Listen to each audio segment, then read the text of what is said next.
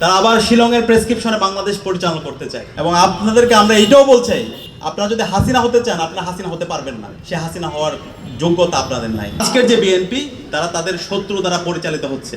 আজকের যে বিএনপি, তারা আবার ভারতের প্রেসক্রিপশনে বাংলাদেশ রাষ্ট্র পরিচালনা করতে চায়। তারা আবার শিলংয়ের প্রেসক্রিপশনে বাংলাদেশ পরিচালনা করতে চায়, যেটা পুরো জাতিকে অনেক বেশি হতাশ করছে। বিএনপিকে অনুরোধ করবো, এখনো সময় আছে, আপনারা সংশোধন হন। আমরা চাই এই জুলাই বিপ্লবকে আপনারা ধারণ করবেন। এই শত্রুর প্রেসক্রিপশনে যদি আপনি পরিচালিত না হতেন, তাহলে তো এই রাষ্ট্র সংস্কারের যে অধ্যাদেশগুলো আছে সেগুলো তো বাতিল করার কথা না। এবং আজকে আমাদের অবাক লাগে, আজকে বিএনপির যারা মন্ত্রীরা আছে, মির্জা ফখরুল থেকে শুরু করে, সালাউদ্দিন থেকে শুরু করে, এবং বড় গলায় যিনি কথা বলছেন পার্থ সাহেব, আমরা তাদের যখন আগের বক্তব্যগুলো দেখি এবং বর্তমান বক্তব্য যখন মিলাই, আমরা তাদের প্রতারণার রাজনীতি দেখতে পাই, আমরা তাদের দ্বিচারিতার রাজনীতি দেখতে পাই। 5+ স্টার রেটিং প্রাপ্ত দেশের সর্বোচ্চ বিদ্যুৎ সাশ্রয়ী ওয়ালটন এসি স্মার্ট কমফোর্ট এখন নেক্সট লেভেলে। তাদের আমি অনুরোধ করবো, আপনারা একটু আগের যে বক্তব্যগুলো দিয়েছে সেগুলো একটু শুনবেন। আপনাদের নেত্রী এবং আমরা যার জন্য সবসময় শ্রদ্ধার সাথে আমরা যাকে স্মরণ করি, বেগম খালেদা জিয়া, তিনি বলেছেন বাংলাদেশে যখন জনতার সরকার প্রতিষ্ঠিত হবে, তখন এই ৭২-এর মুজিববাদী সংবিধানকে ছুঁড়ে ফেলে দেওয়া হবে। এবং আমরা আশা করেছিলাম সেই ছুঁড়ে ফেলে দিয়ে আমরা নতুনভাবে রাষ্ট্র প্রকল্প বিনির্মাণ করব। এবং সে সংস্কারের জন্য আপনারাও কথা বলেছেন, আপনাদের রাষ্ট্র সংস্কারের জন্য ৩১ দফা দিয়েছেন।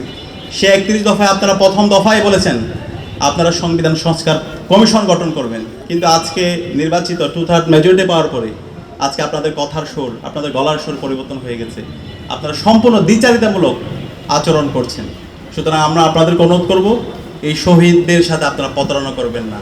যেই জমিনে শহীদদের রক্ত পড়েছে, সেই জমিনে ইনসাফ বিজয় হবে ইনশাআল্লাহ। এবং যারা শহীদদের সাথে গাদ্দারি করবে, শহীদদের সাথে যারা প্রতারণা করবে, তারা ধুলোর সাথে তারা মিশে যাবে। আপনারা হাসিনা থেকে শিক্ষা নেন। এবং আপনাদেরকে আমরা এইটাও বলছি, আপনারা যদি হাসিনা হতে চান, আপনারা হাসিনা হতে পারবেন না। সে হাসিনা হওয়ার যোগ্যতা আপনাদের নাই। এবং যে জুলাই বিপ্লব হয়েছে, সেই জুলাই বিপ্লব কারা করেছে ইতিমধ্যে আমাদের আলোচকরা চমৎকারভাবে আলোচনা করেছেন। বাংলাদেশের জেনজিরা করেছে, তরুণরা করেছে। 16 বছর আন্দোলন করেছেন, ঈদের পরে আন্দোলনের কথা বলেছেন, বারবার ব্যর্থ হয়েছেন, বারবার প্রেসক্রিপশনের রাজনীতি করেছেন, নেগোসিয়েশনের রাজনীতি করেছেন। কোনো একজন আন্দোলন শুরু হওয়ার আগেই আমাদের যারা নেতৃবৃন্দ ছিল, সে নেতৃবৃন্দ তারা আপোষকামিতা করেছে। কিন্তু সর্বশেষ আমাদের ছাত্ররা রাজপথে নেমে আবু সাঈদ তার 2 হাতকে প্রসারিত করে, শহীদ ওয়াসিম, শহীদ আলী রায়হান, শহীদ মুগ্ধ, শহীদ শান্তরা তাদের জীবনকে উৎসর্গ করে আজকে আমাদেরকে আজাদি এনে দিয়েছে। এবং তারা যখন রাজপথে নেমেছিল, তারা ফ্যামিলি কার্ড, কৃষক কার্ড, এই কার্ড সেই কার্ডগুলো নিয়ে তারা রাজপথে নামেনি। তারা বলেছিল আমরা রাষ্ট্র সংস্কার চাই।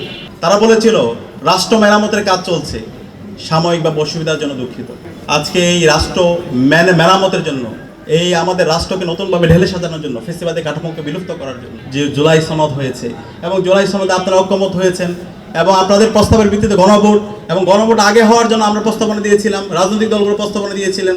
তখন আপনারা বলেছেন না, একই দিনে হতে হবে, এবং একই সময়ে একই নির্বাচন হলো, একই অধ্যাদেশে নির্বাচন হলো, জাতীয় নির্বাচন এবং গণভোট নির্বাচন।